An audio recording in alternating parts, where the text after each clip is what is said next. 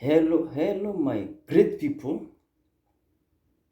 This is Mchana Nikki. I'm back again with another video. Guys, today I have an interesting topic. I want to discuss, or rather to talk about how you pick the negativity or the stones. Let me call them the stones. When people undermine you, when people look down on you, instead of looking down at yourself, you would rather take whatever they send against you and build on that and take it as an advantage. Like they say, this one saying inasema, the abandoned stone, it was used to make like the cornerstone. Now, guys, leo nina story, I don't know if touching, I don't know if interesting, but this is a real story. This is something that I experienced in my life, and this is something that gave me a push that has made me make the steps that I've made today. So guys, again, if you are new here, you have not subscribed to my channel, please consider doing so. If you are a returning subscriber, again, I say thank you and may God bless you. Let's keep supporting each other. Mazee, that subscription, your watch, the share you do, I appreciate so much. Now, without further ado, I just want to start it up now. Guys, I thank God I was brought up in a Christian family, and my parents, actually, from when we were small kid, watoi wandogo, they took us to the church. So mi nimegrow kwa church kabisa, kwa church, and I have a record at church, and I've been that church boy for the longer part of my life from nikuwa mtoi mdogo, because our parents made sure to enter church from our younger age. Okay, now when I grew up, today I will not discuss about my background or anything, but I want to discuss about me, myself, things that changed my life, but they were never meant to change my life. They were put in a manner to discourage me. Whoever discuss all these issues, they look down on me, or rather niseme walinidharau ama waliniona kama mtu sifai. I will start by saying I'm the first son of the family. I have a sister who is older in my family. We just have one girl, our sister, who is older than me. From there, you are men, 4 men including me, so you are a family of 5. Mom and dad, you are a family of 7. So I am the first son of the family. And guys, I was taken to school those times when I was a bit small. And in nursery school, I schooled with people who were a bit older than me, maybe 2 years, 1 year older than me. And guys, I went through to nursery, class 1, and I think I repeated class 1 and class 2. Class 1 because of age, class 2 the teacher claimed that, mnakumbuka zile unaambiwa shika sikio hapa, ushike sikio hapa. Watoi wa 2000, you not get the picture ama mta understand what I'm trying to say, but kulikuwa na hiyo concept, unashika sikio onekane kama you can go to the next class kama umekuwa mtu mkubwa ama like umegrow. So sikuweza, and also the teacher claimed that nilikuwa nanyonya kidole. Guys, I used to, I used to kunyonya kidole. So again, I repeated in class 2, and now in class 2 my younger brother alinipata pale class 2. So from there tulisoma naye, tulischool from class 2 mpaka kumaliza, mpaka form 4 na kuendelea. So before I get to kuendelea, guys, I'll say I was that one kid that nilipenda michezo sana. Literally nilipenda michezo mingi sana. Like nilipenda michezo throughout, si kwa darasa, si wapi in class, was ever that kid, ni michezo tu. So again, I would say my younger brother was a bit sharper than me, which is normal. You cannot be the same. He was a bit sharper than me. So he found me in class 2, and way long, I never defeated him even a single time. I never defeated him. He was sharp, and he is sharp. Actually, my brothers, they are sharp. Yes. In fact, they all of them, they earn better grades than me. I can say that. So, I remember now, coming back to me, we used to tukifunga shule, you understand, when you close the school, in a class of that student, mimi nilikuwa ni ule mse kucheza number 15, 20, 14 hapo. So I'm not among the top 10, I'm not, niko hapa, no, those student wako hapa katikati. And I can say all through up to Form 4, I've been that student mwenye ako hapa katikati. I'm neither in top 10, I'm neither there back. So I was that mid-row student pale katikati tunacheza hapo. Those students who are not even known by teachers, because you know, if you're in the top 10, the teachers will note you.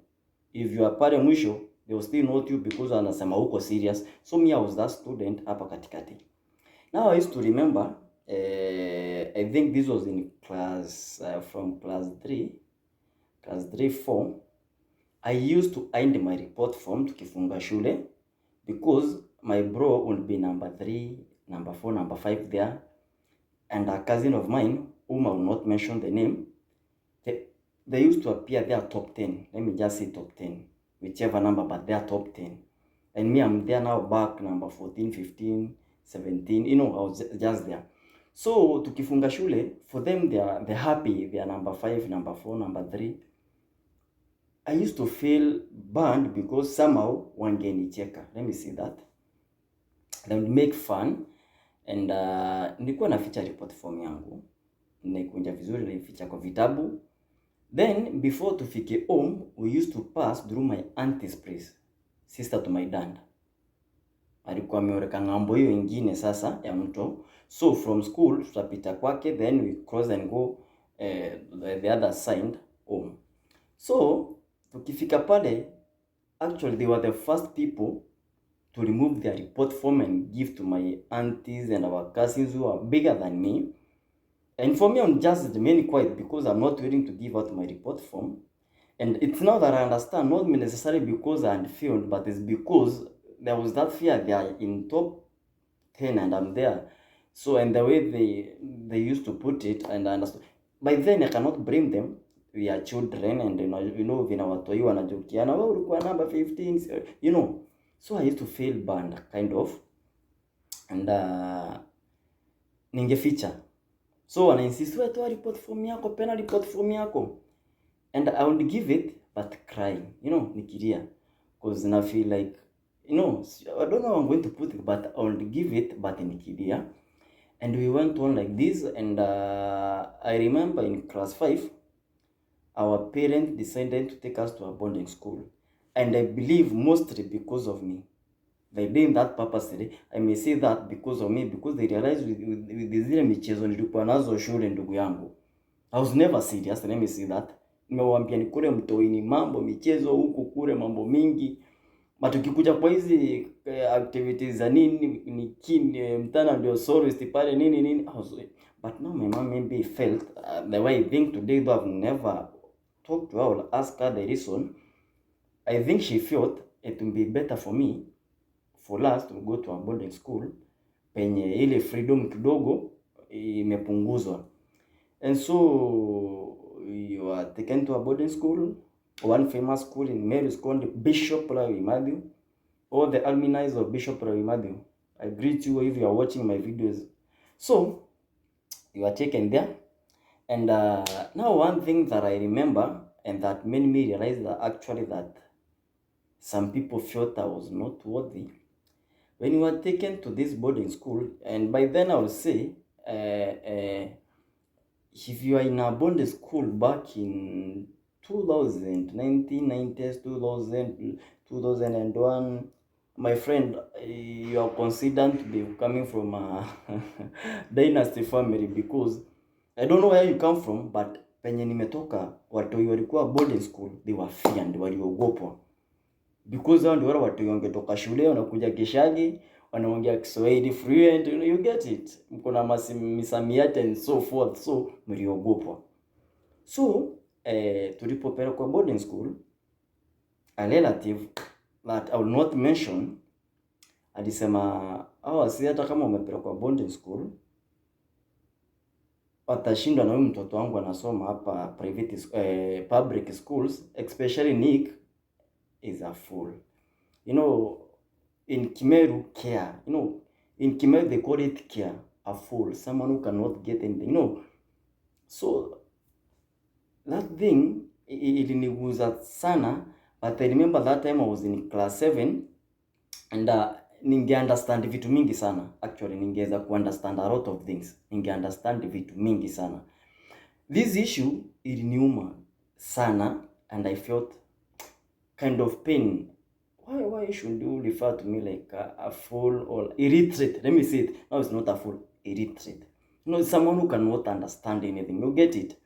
And this thing, especially coming from someone within the family, it in art, though whoever told me, again I will not mention, did not understand by then. Nilikuwa nimegrow in a way naweza understand vitu zingine ama naweza zichukua. And when I was doing this thing, I remember by then we used to have a group back there called the Jehovah Witness, with young my fellow classmates and other schoolmates, and we used to do a proper worship. We used to do skit, acted dramas, we used to write praise, we used to borrow ideas from the Nigeria movies and so forth, and we used to have services on Sunday. On Saturday night, we used to call them fellowship, something of the sort. I think it's every Saturday, I think, yeah. And we used to pray, like praying, literally praying. And by then I was too much into worship. And there is one prayer that I made while I was in class 7 from this information. And I told God, because you are the person who gave this knowledge. And again, God, because you say, before you are born, you had already planned our future. Because it says, before you are born, God knew you. So meaning, there was a purpose. I was purpose for something. God had a purpose with my life. And I told God, because you are the person that gives this knowledge, God, I'm praying for this knowledge. I'm praying to get this knowledge of understanding. And God, I need to make it. I need to pass. And again, I reminded God, I'm not saying that the other person almost aliambiwa atanishinda hata kama I'm in a boarding school. Sijasema Mungu wangu, okay? But God, I want you to give me that knowledge so that these people can understand knowledge comes from you. So that these people can understand you have a purpose for me. And every time, this thing kept on pushing me. Somehow it was killing me, but it was something kind of I don't know if it was motivating me, but it gave me a certain push in me that I felt I have to make it. I have to do it. And I used to pray so much. And it was still in the same class 7, I made a vow, or I made an agreement with God. That's what I say. And I told God, through me, I have to change my family. Through me, I have to make things work. Through me, like this is something I prayed, something I requested from God when I was as small as, I think, 10 years. I was in class 7, and I literally prayed for this thing. And I've always carried it up to date. Now, this issue of me being called an illiterate person, ilinisukuma sana, kind of, I felt I need to pass. So nilijaribu sana kupush, kusoma, to understand stuff and so forth. And I thank God, when we did our final exam, KCP, I passed. Yes. And the person mwenye aliambiwa, sorry to say this, atanishinda, I defeated her with a very big margin, and she had to repeat. Ilibidi repeat shule because the marks she earned azingempatia a better secondary school. Okay? Now, by this time, now my dad was going through some hard time because he earned me now. I've completed class 8. My brother has completed class 8. My other brother was maybe in class 3, 4 there, and our last born was in maybe this play group and so forth. So this man was struggling with 4 people in school, and now my dad was a business person, a farmer, and so forth. Now there is me here and my brother, who again scored a higher marks than me. He performed perfectly, so nice. Now, the same person who had already prophesied that I'm a failure, now again comes back to my parent with a request or with a suggestion. Akambia, mother, since my brother performed better than me, and taking two students to secondary school is a big challenge, they would rather take my brother to secondary school, and for me they can take me to maybe some casual work, like nikafanya training za makanika kule garage, anaweza tafuta rafiki kule niende nikafanye practice ya garage nini.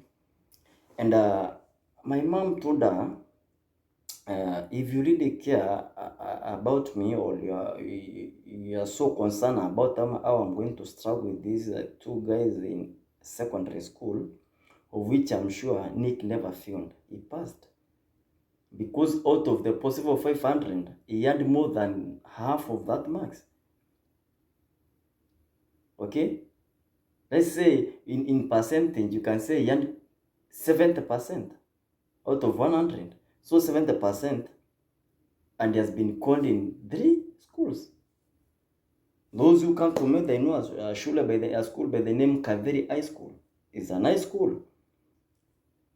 Good performance. By then, today I don't know. Nkando Boys was a nice school, you know. And which other school? It was Nkwene Boys. It was 3 schools, you know.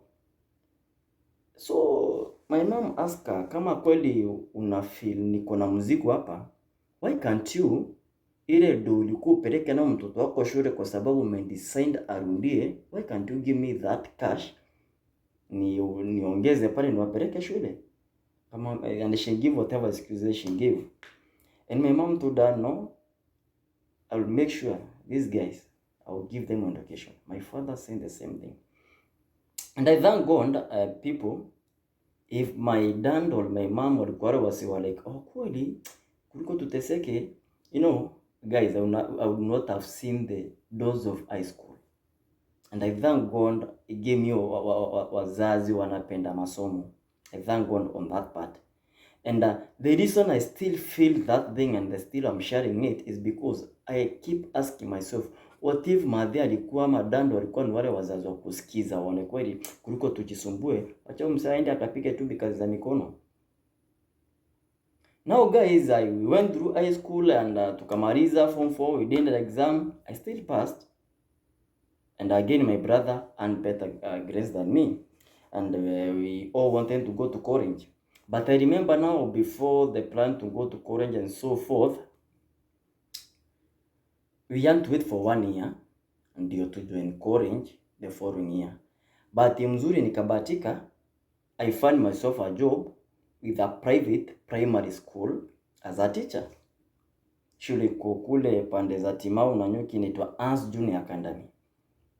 And now I went there.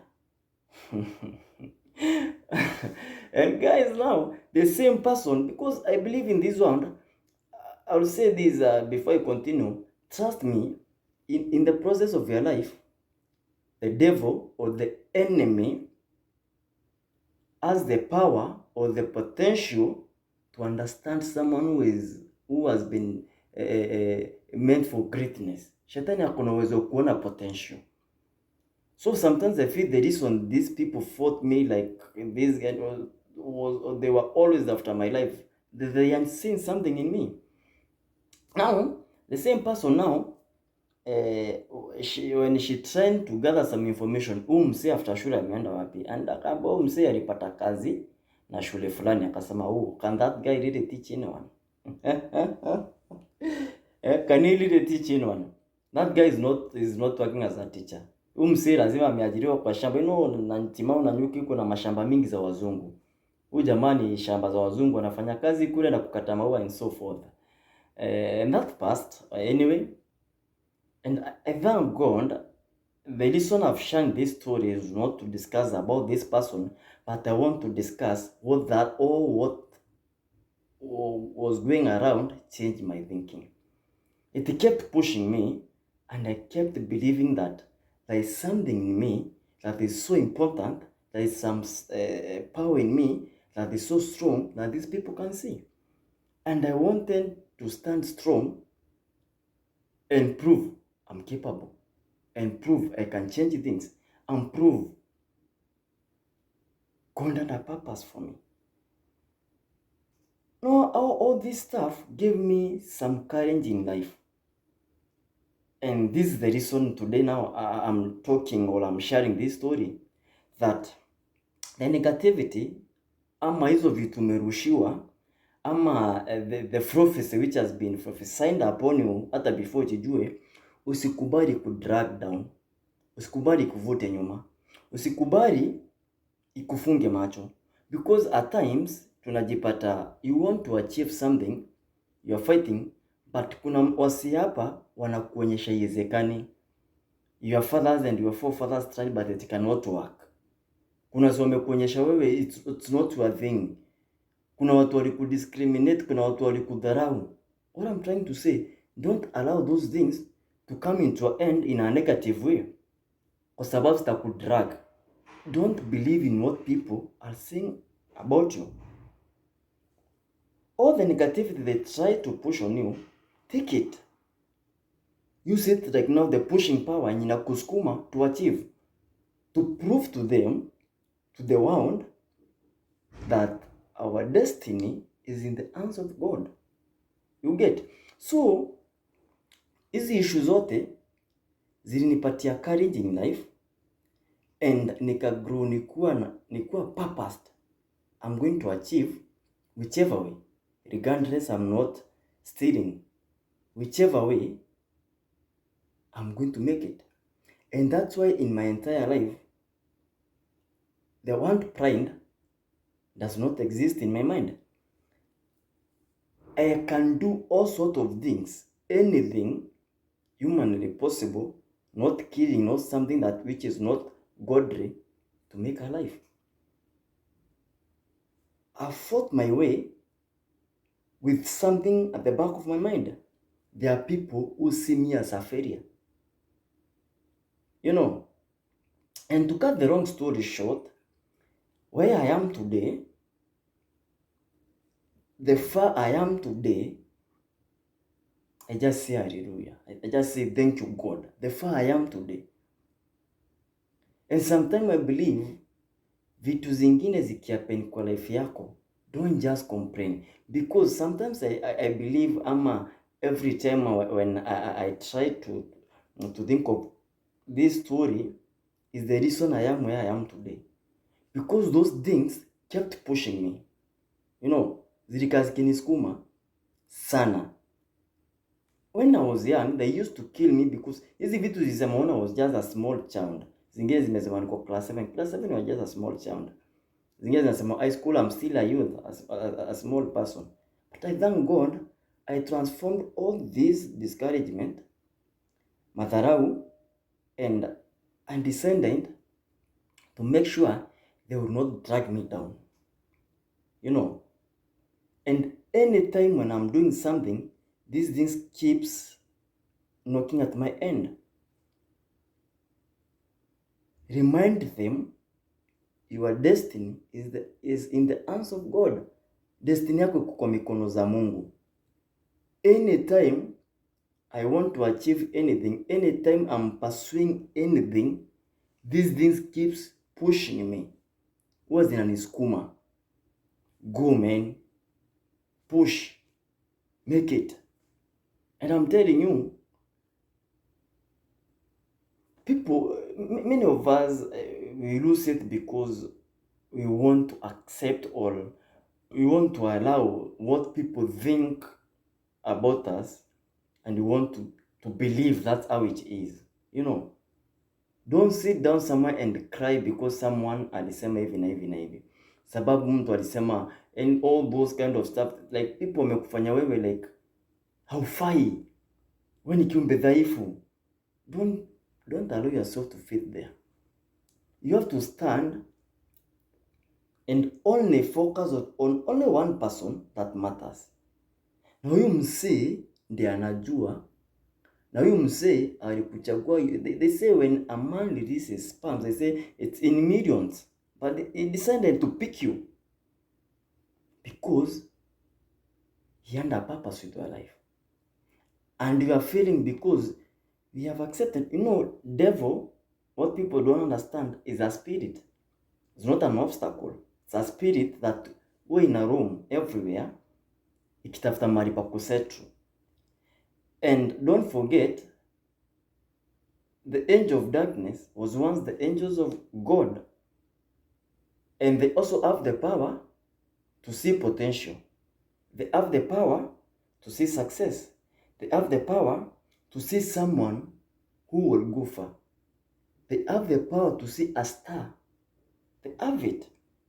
And that's why they want to attack you from the sin. Because they can see. They can see.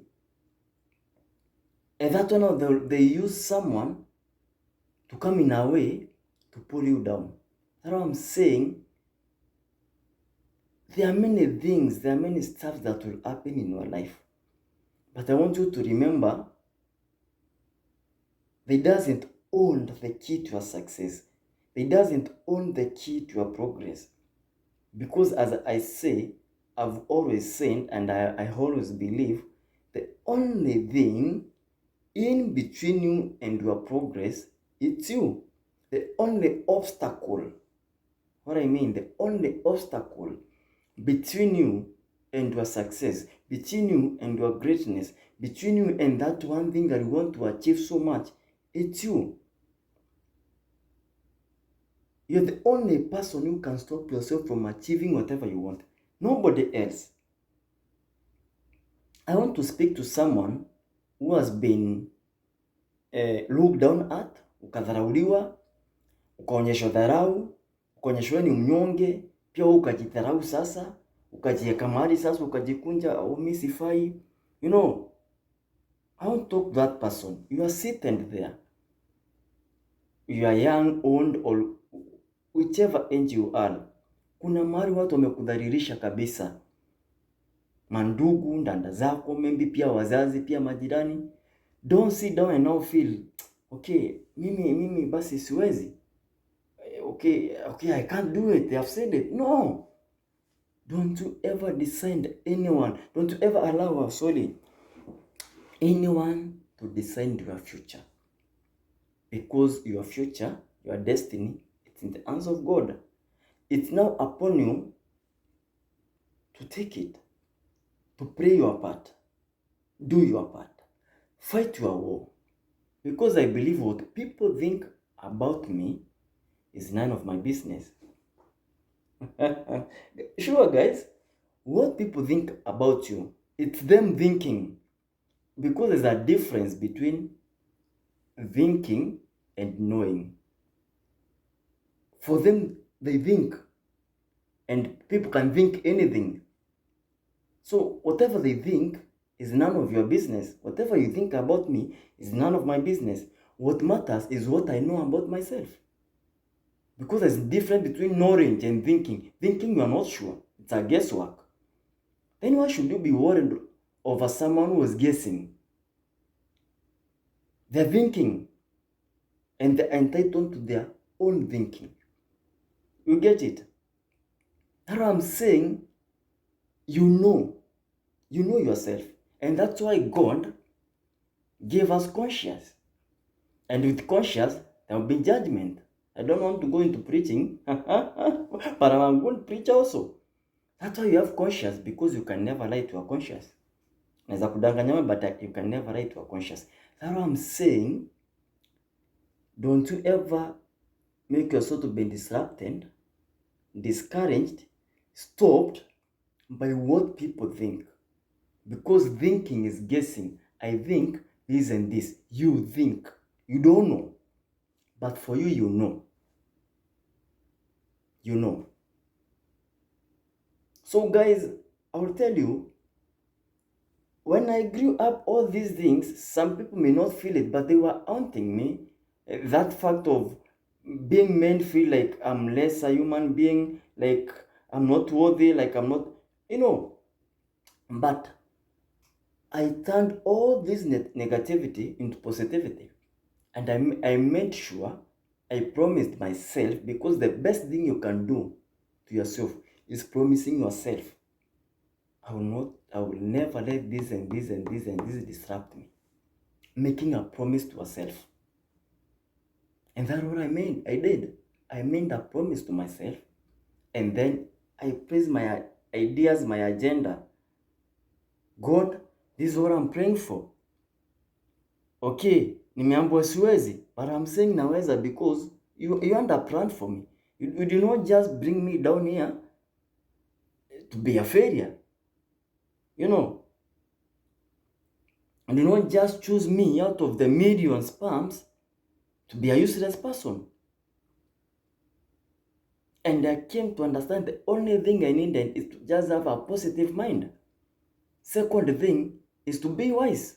And the third thing, you make sure you doesn't have pride, because pride is one thing which is killing people.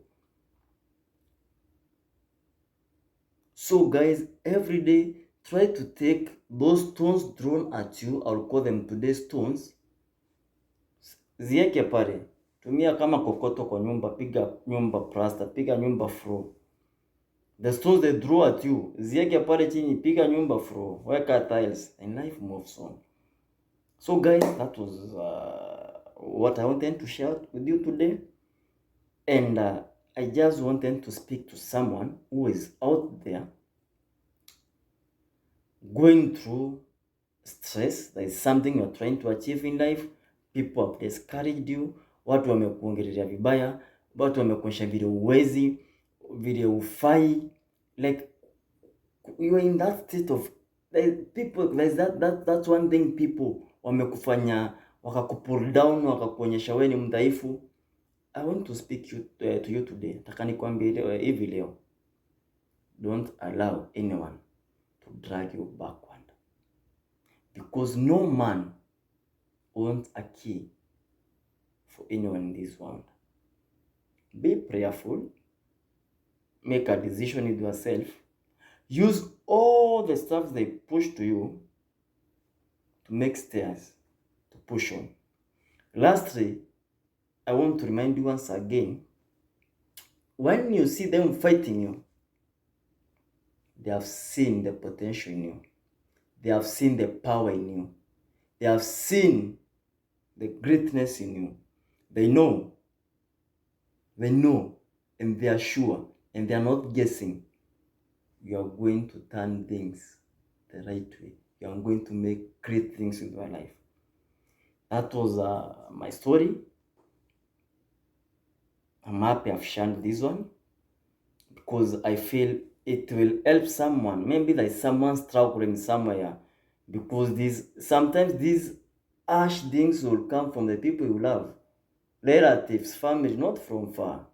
But don't let them kill you. Don't let them drag you down. Don't let them stop you. Use them as a radar.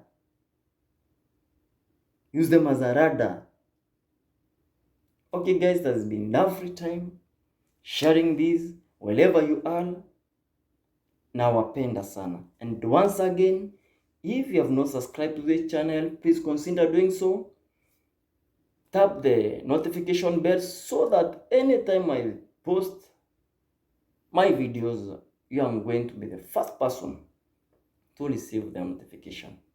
Thank you so much. May God bless you. It has been your boy Mtana.